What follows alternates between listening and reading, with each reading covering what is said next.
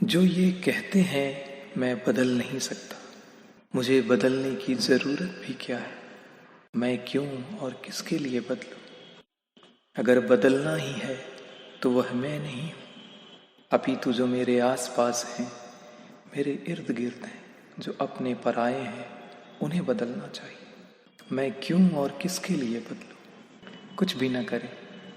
सुबह जब सूर्य उदित हो रहा हो और प्रकृति अपनी छटा बिखेरने को हो, उस पल सिर्फ करीब किसी स्कूल के मैदान तक जाएं और ओस की बूंदों से भीगी हुई नर्म मखमली हरी हरी धूप पर बैठें। अगर आप पहाड़ों में रहते हैं, किसी कलकल बहती ही नदी के समीप आपका घर हो, तो फिर इससे बेहतर कोई स्थान नहीं इस बात के आभास करने का। वह जिनका प्रकृति की गोद में ही बसेरा है, उनके लिए तो सर्वोत्तम स्थान वही है।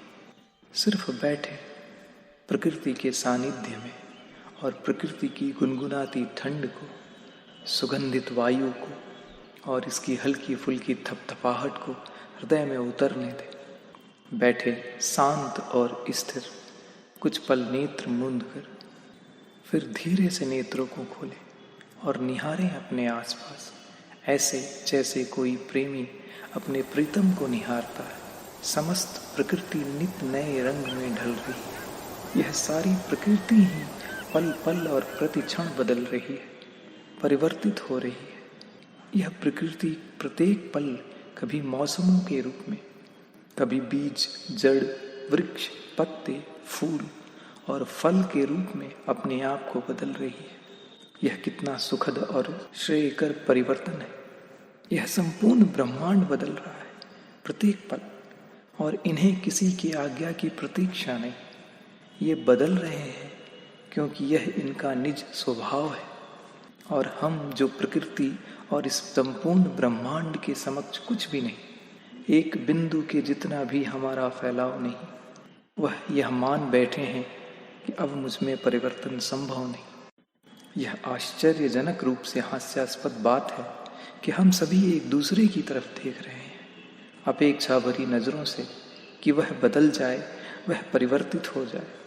इस तरह से यह निश्चित है कि कोई कभी नहीं बदलने वाला, बल्कि दूसरा और आसान रास्ता यह है कि अगर मैं स्वयं परिवर्तित हो जाऊं तो फिर सब बदल जाएगा।